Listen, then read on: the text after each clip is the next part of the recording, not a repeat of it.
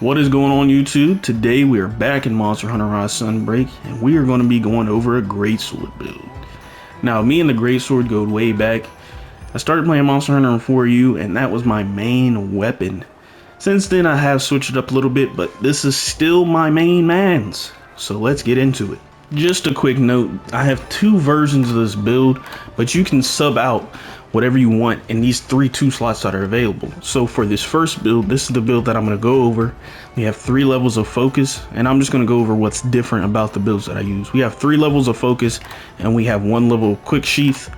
And then for our other build, we have punishing draw and 1 level of focus with no quick sheath. So alrighty guys, y'all know how it goes. I'm going to show you all the armor set and the decorations. Pause to read, just in case you just want to get into using this build as quick as possible.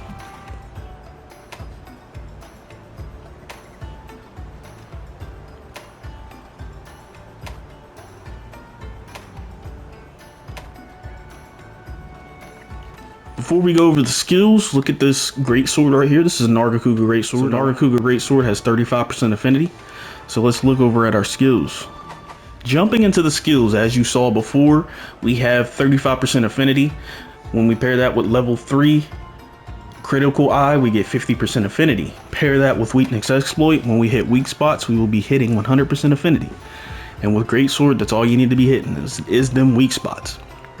Now, pair that with critical boost, we get 40% damage increase to our critical hits. And then pair that with part breaker, when we hit parts, we get an extra 30% damage. So this build does decent damage. Now, the difference between the 2 builds I showed, we got focus level 3, which means we get 20% faster charge fill rate and faster charge time. So we only want the 15% faster charge times on this because we're using Greatsword. So we have that.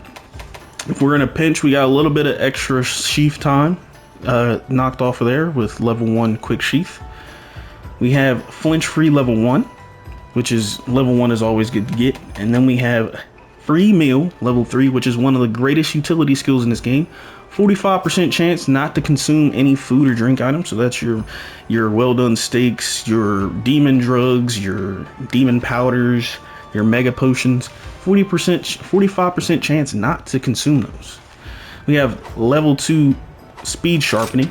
My bad. We have level 2 speed sharpening, which takes 2 cycles from our sharpening process, which is good because Nargacuga Greatsword has white sharpness, but it's not that much. And the other skills on here are just additives from the armor pieces we're using. You don't really have to think too much into these.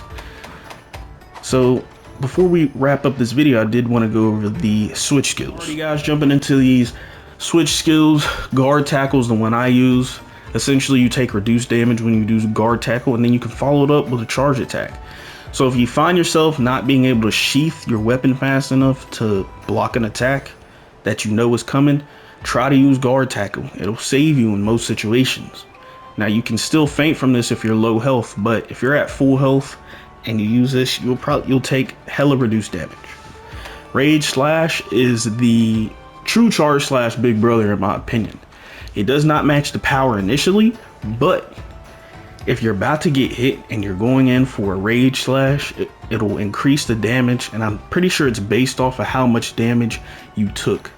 So you can get hella damage increase off of this. Also, you take less damage, okay, when you get hit in this mode as well.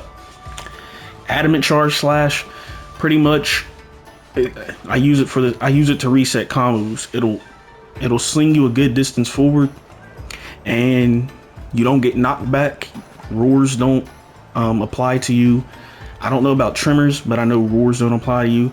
So you can use this to not block attack, but take attacks, because like I said, you don't take as much damage. And those are the switch skills that I use. Hopefully I'll have a video out of me using this combo in action.